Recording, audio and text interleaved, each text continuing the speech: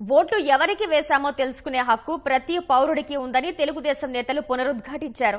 ఆరోపణలు వచ్చినందున వాటిని నివృత్తి చేయాల్సిన బాధ్యత ఈసీపైనే ఉందని మంత్రులు యనమల, గంట, దేవినేని ఉమా అన్నారు.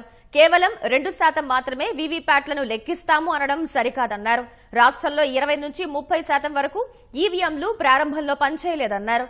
ఏపీలో ఓటింగ్ శాతాన్ని నియంత్రించే కుట్ర పన్నారని, అయినా ప్రజలు ఓటింగ్లో పాల్గొని బుద్ధి చెప్పారని దేవినేని అన్నారు.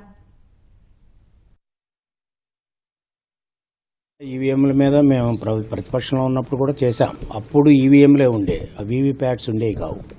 మేమంతా బాగా గొడవ చేయబట్టే ఆ వీవీప్యాట్స్ కూడా వచ్చాయి. ఇప్పుడు ఆ వీవీప్యాట్స్ కూడా లెక్క పెడతామనేటువంటి సుప్రీంకోర్టు చెప్పారు. కాకపోతే ఎంత పర్సంటేజ్ అనే దాని మీద ఇష్యూ ఉంది. జస్ట్ 2% పెట్టారు. 2% నాట్ ఎనఫ్ అనేది ఈ రోజున argument. One man cannot decide the fate of crores of people. ఒక బీజేపీ ఒకటి తప్ప 22 పార్టీస్ రిప్రజెంట్ చేస్తా ఉంటే ఎందుకు మాట్లాడడం లేదనేటువంటి ప్రధానమైనటువంటి అంశం. ఈరోజు ప్రజాస్వామ్యం అనేది ఒక ప్రమాదంలో పడతా ఉంది. అందుకే ఈ ప్రజాస్వామ్యం అనేది ప్రమాదంలో పడకుండా దీన్ని కాపాడవలసిన ఒక హిస్టారికల్ నెసిటీ దేశంలోనే ఒక సీనియర్ లీడర్ గా చంద్రబాబు నాయుడు గారు ఆ బాధ్యత తీసుకున్నారు. వీవీప్యాట్ లెక్కడం మీకు ఇబ్బంది ఏంటి? మేము ఒకటి అడుగుతున్నది, ఒక ఈవీఎం పెట్టండి, పెట్టి ఆ వీవీప్యాట్ లెక్కేయమన్నాం కదా, 50% ఆఫ్ వీవీప్యాట్స్ లెక్కేయమన్నాం. దానికి 6 రోజులు పడుతుంది అంటారు. ఎందుకు 6 రోజులు పడుతుంది?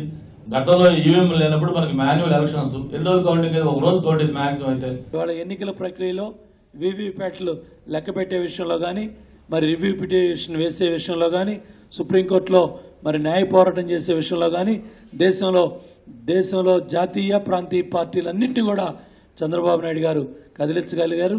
దానివల్ల 50% వీవీప్యాట్ లెక్క పెడితే వీళ్ళ కుట్రలో కుతంత్రాలు 7 దశల్లో జరిగే పోలింగ్లో కూడా అన్నీ బట్టబయలవుతాయి.